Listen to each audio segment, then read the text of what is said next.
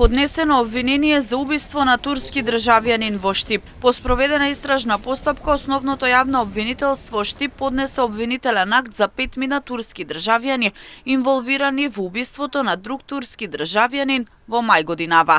Еден од обвинетите се товари за директно извршување на кривично дело убиство, како и за неовластено држење на оружјето со кое било извршено убиството.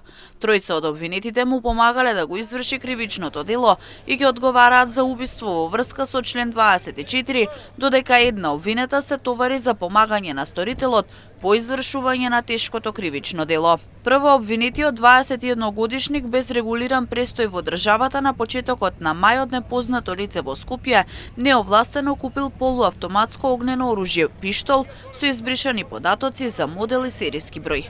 Преку мобилни апликации се договорил со оштетениот на 8 мај да се сретнат во кафе-бар во центарот на Штип.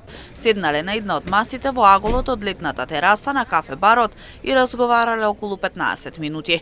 Во еден момент обвинетиот отишол до тоалетот и веднаш се вратил, го извадил пиштолот и започнал да пука кон оштетениот, нанесувајќи му 6 огнострелни повреди, од кои починал.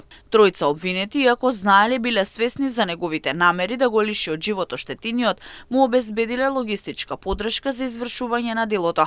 Кога прво обвинетиот пристигнал во Скопје на 30 април, му обезбедиле сместување во станот кој тие го користеле подолг временски период претходно, а му помогнале преку засега непознати лица да го набави пиштолот. На денот на убиството со возило на еден од обвинетите заедно го превезле до Штип. По извршување на убиството со цел да не бидат откриени, ја повикале и петата обвинета да ги превезе со друг автомобил во нејзина сопственост, па сите заедно се упатиле кон Скопје.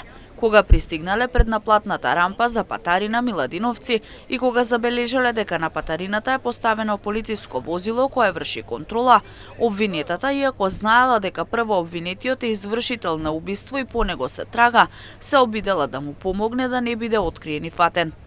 Таа го запрела возилото на околу 300 метри пред Патарината, овозможувајќи му на директниот извршител да излезе и да почне да бега надвор од коловозот, покрај автопатот, каде подоцна бил пронајден и опсен. Останатите продолжиле да се движат со возилото кон Патарината и биле запрени од полициски службеници, кои започнале да ги легитимираат и да вршат преглед над возилото. Иако се обиделе да се дадат во бегство, сепак за кратко време биле фатени и лишени од слобода. За четворица обвинети, јавниот обвинител побара да биде предложена мерка притвор, додека за петата обвинета на сила се претходно определени мерки на претпазливост.